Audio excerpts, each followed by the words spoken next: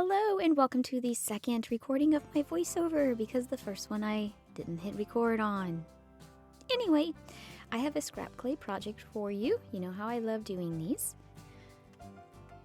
You can also use unscrap clay if you have no scrap clay to begin with. But just pick out some colors that you think are wonderful. And I have 4 different groups of coloring. I did want each layer to be different than the previous layer, so each one is its own little color combination there. And then I have some black clay that I'm going to use. You can use any color that you feel accents your 4 colors of clay that you're going to be using. And nothing fancy with it, I'm just going to take the pieces and chop them, but they're going to be kept in relatively larger chunks. This way the clay, as I roll it out, doesn't get all muddled and just kind of become one blob of a color. I want lots of different coloring in there, and I kind of want to keep the pattern from the scrap clay so that each layer is kind of different. Once you have it chopped up, just kind of lay it out into a rectangle shape. Give it a nice flatten with your roller, still kind of working to keep it in that rectangle shape. And then just keep flipping it over back and forth until you have your clay in a nice long strip.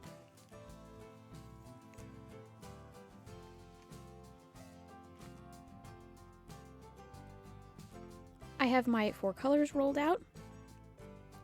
You'll see that each layer or each color stripe is a little bit larger than the previous one, and that's because each layer that you wrap around your cane will need to be larger and larger, so you're going to need more clay.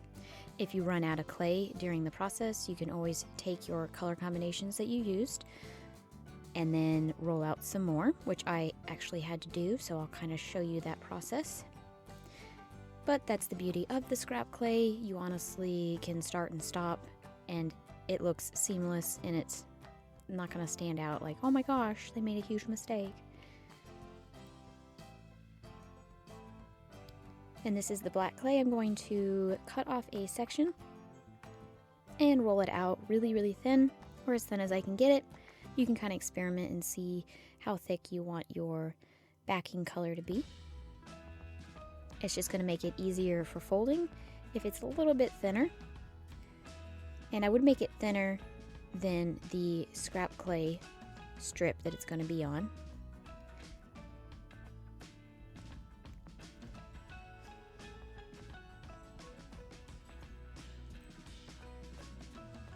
Just lay that on there and trace out the outline of it. And these remind me of those slap stick bracelets that was really popular for a time, I think in like early mid-90s maybe. They were in long strips like this, and then you snapped them against your wrist and they bent and became the shape of your wrist. Maybe I'm just showing my age, I don't know. But maybe you know what I'm talking about.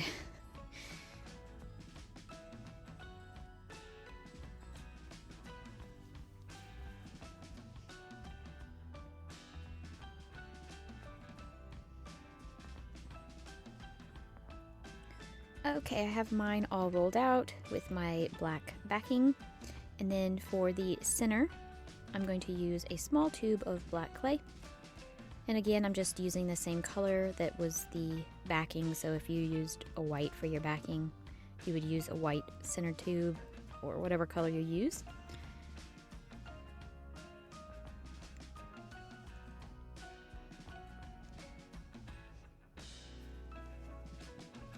With each of those strips, you'll just want to trim down the ends so that they're even, so when folding, it doesn't look all crazy. And you can decide if you want to start your fold for the clay to go the backing color, which is black, to black, or if you want it to go the other way and do scrap clay to scrap clay. It's really not that big of a deal, but you can kind of decide which way you want to start. And with your folds, you can maybe experiment. Maybe this first fold here, you make a large one, and then on the next layer out, you make an even larger one. Maybe you can play with it. Totally up to you. I just kind of made mine roughly the same fold. So, totally up to you. Experiment, have fun with this idea. Just fold it back and forth, kind of like an accordion.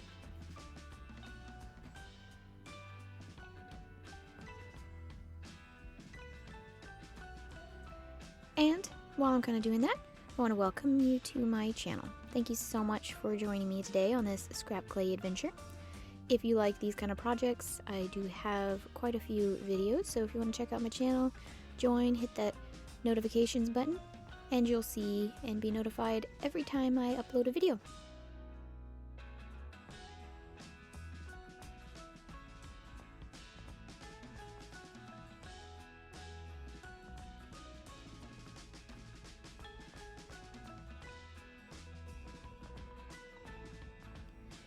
This first layer here is the hardest. You have to decide whether you want your centerpiece to be wrapped around that black side or if you want it to be wrapped around the color side. So, totally up to you. I'm just gonna make mine go with the scrap clay on the inside, just so a little bit of a contrast. And you gotta kind of get it bent into that shape, so I'm just using my finger to kind of bend and manipulate the clay. You could also use a tool to kind of get it bent. The outer layers that you'll put around this are a little bit easier, but this first one does require just a little bit of manipulation.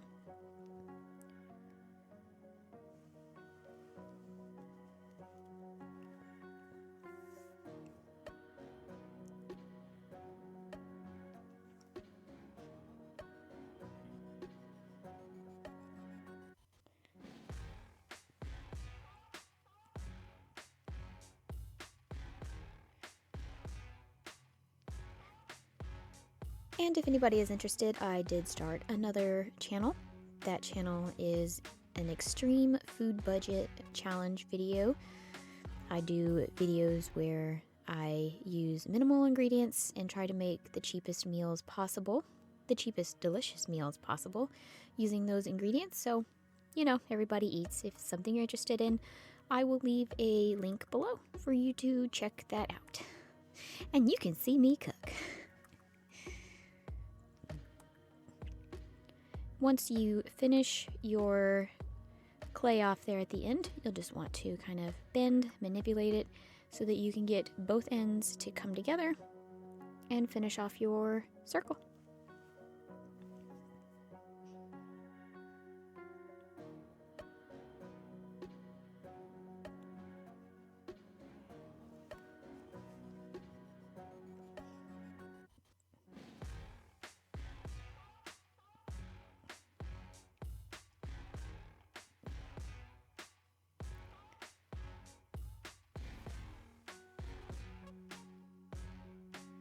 Then you can just roll it a little bit to get it joined together. Get out any of those spaces. And then just start the second layer. You'll want to just kind of get it going a little bit. So just do a couple of folds and then you can wrap that around your cane that you started.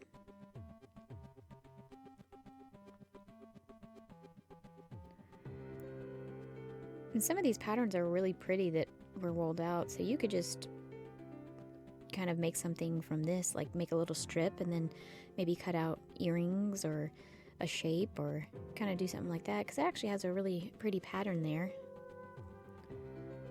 And then, like I said, put it on your center cane and then just continue folding all the way around.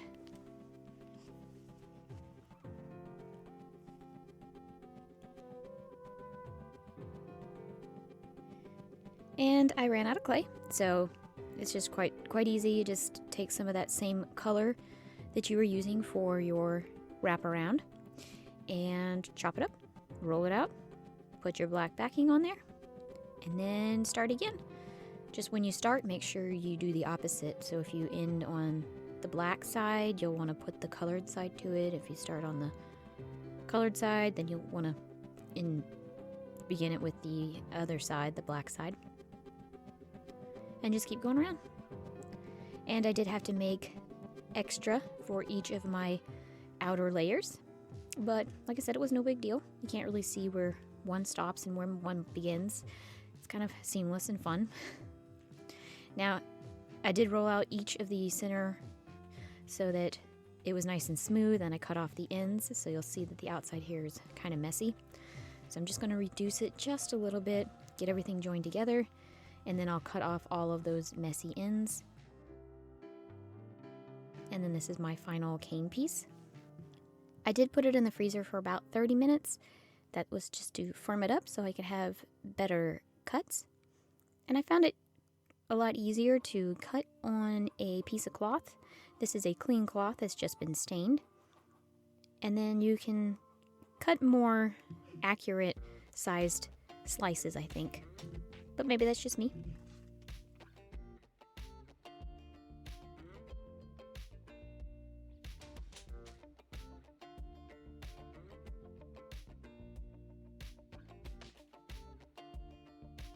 And I chose a color that I thought looked good with my clay, and this is a copper color. You can use whatever color looks good with your scrap clay. Just rolled out a pretty thick slice, and now I'm going to cut down those side pieces and end pieces to make it nice and crisp. You want your edges to be nice and crisp.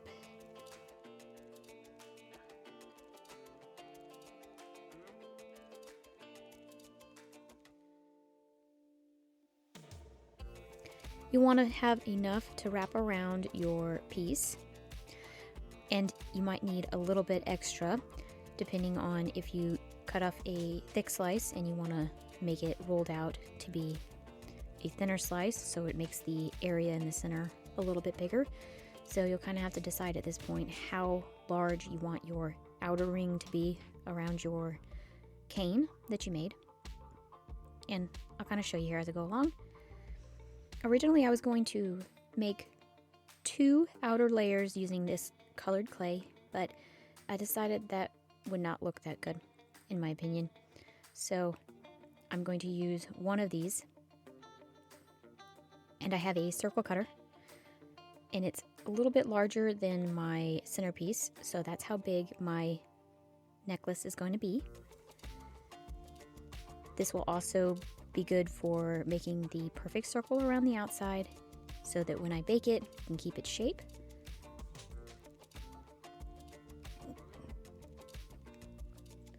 You could also use the top or bottom part of the cup, a glass cup or a ceramic cup, something that you can bake in the oven, or maybe you have some other object around the house that's circular that you can place in the oven that's completely safe to be baked. I've baked my cutters in there before, never had a problem. You just let it cool before picking it up, and that was about it. You do want your edges to be nice and crisp so that when they join together, you can blend out that seam and it doesn't look like there's a beginning or an end to your circle. You'll see there I cut it a little bit too short, but I can just pull it just a little bit to get those pieces joined together. I did not need any bacon bond, but if you feel that that is just the best option, you can put a little dab of bacon bond in there.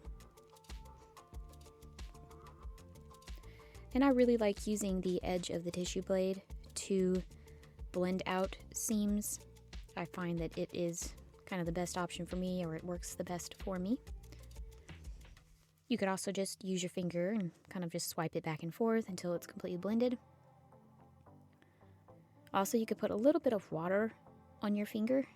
Just dip your finger in a glass, just enough to coat it, and you can kind of run your finger along the side, top and bottom, and this will give you a nice smooth texture all the way around. You could also use like flour or cornstarch. I've never tried those, but I have seen other people use those in their video. I just kind of find it a little too messy. as long as you have a nice slick surface to kind of go around, your finger just kind of glides over the clay and it's nice and smooth. Or if you like your piece a little bit more square or the edges to be more flat, you don't have to do this part. But you'll see here I have a piece that I cut from, and I think it looks really nice with the edges all smooth.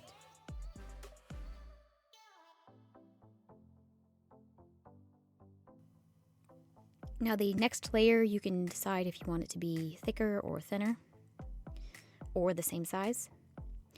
So I decided instead of using double layer of the same color, I'm going to use the scraps that I cut away from my cane, and I'm just going to roll it out and then I'll wrap that around the outside. You could really do whatever you wanted at this point. You could, roll it out, or you could blend the color up to come up with a color. I kind of like the patterns that come through when you mix scrap clay together. I love how random it is, so I didn't really want to over mix mine. I still kind of wanted those different characteristics to show through.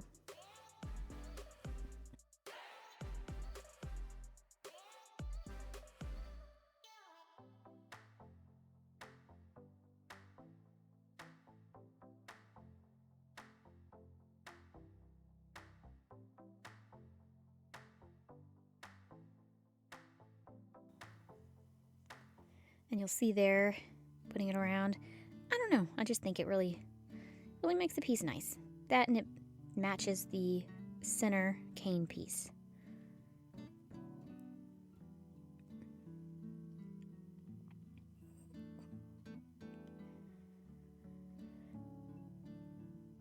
I really like how some of the ideas that I come up with, they just kind of morph. Like, I'll start out with one idea and then I'll just get going and I'm like, you know what, this looks better.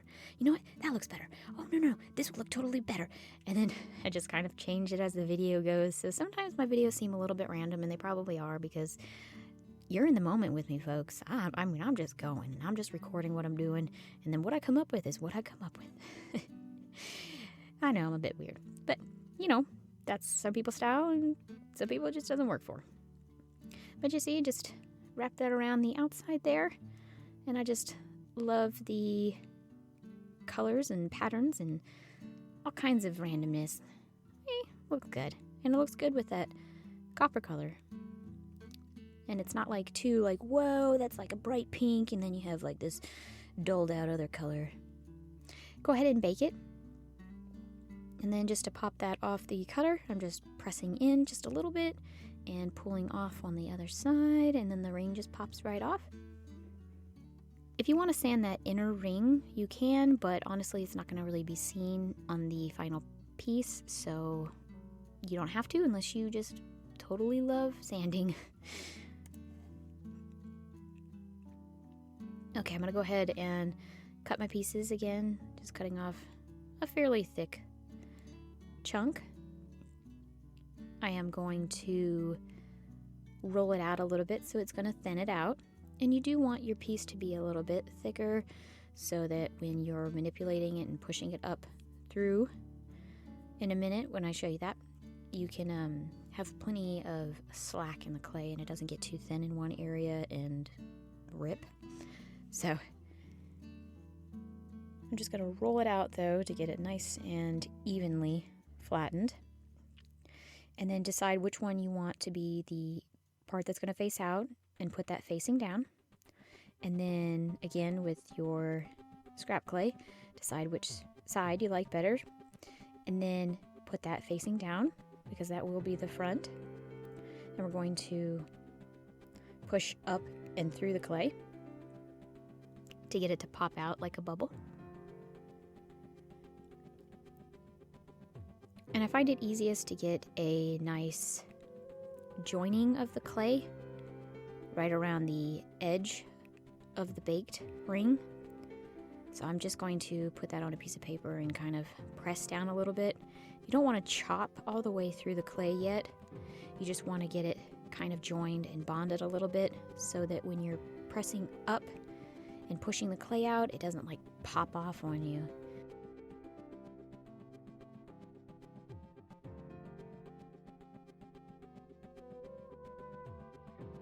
And then I'm just going to go ever so gently around the outside, kind of pushing up in the clay, making sure that I don't press too hard in one area and make it too thin so that it rips, kind of doing even all the way around. And you can kind of push from both sides, push your finger out into the clay and then put your finger on the other side and push, so you can kind of feel how thin it's getting as you go. And then just make sure you have a nice good bond on the back side, and make sure you have all of your fingerprints off. I just took some water on my finger and kind of rubbed it over the surface, and it just kind of smooths away those little fingerprints or smudges. Again, just make sure it's nice and bonded around the edges. You could have used Bacon Bond if you feel like that's the ultimate thing that you have to do, but a lot of times I don't use Bacon Bond, and it comes out bonded and well stuck together. And then you can just take a tissue blade and cut off all of that excess clay.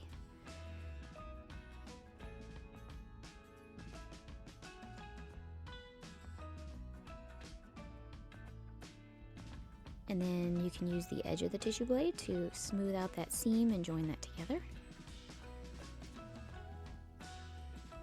And then again, using your fingers to go around the edges and smooth it out. Or when you get done baking, you can sand your piece down.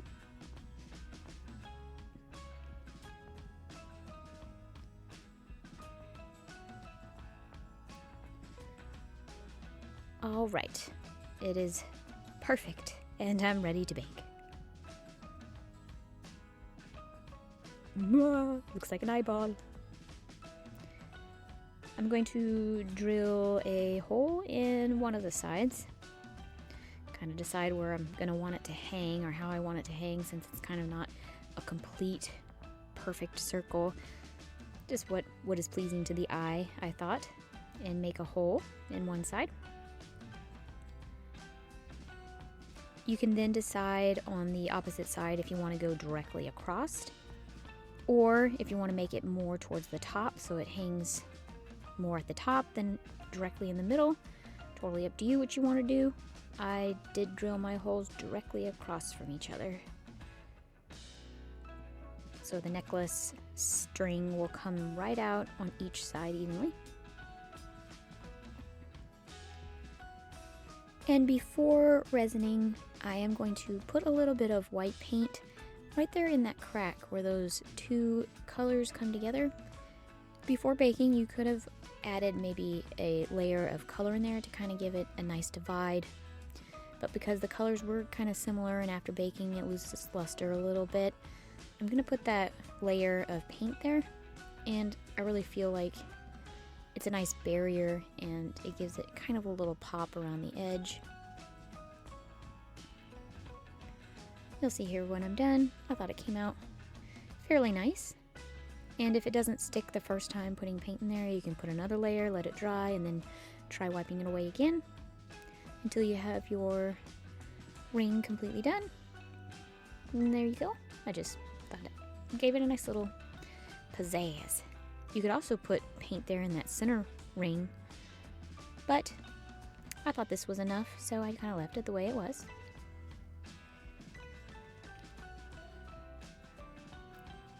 I'm applying resin to the top and the side. I won't be putting any on the back. You can if you want to, but no one's ever going to see it. But if you feel like it's going to add more strength to your piece or something, go ahead and resin the inside. And I'll just kind of briefly show you what I'm using, the materials. I have some necklace wire I cut off 2 even length pieces. I have one side already done and on there, but you'll just need to take your wire and put it through the hole that you drilled. And to get that to stick in place, I just took a crimp bead. Make sure the crimp bead is larger than the hole so that it doesn't slip through the hole. And you just put that right there on the end of the wire and crimp it into place.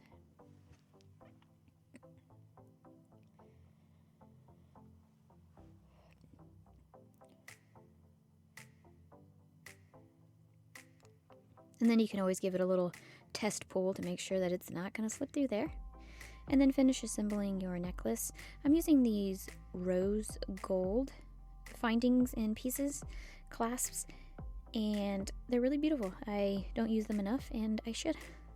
So I decided I was going to use them in this project because the colors looked really, really good together. And this is my eyeball, my 70s groovy piece, or whatever. It's a statement piece, guys. It's a statement. And I've made one. I hope you enjoyed this video. I had fun recording the voiceover twice. It changed a little bit from the first one to the second one. I hope you enjoyed it. Thank you so much for watching. Bye!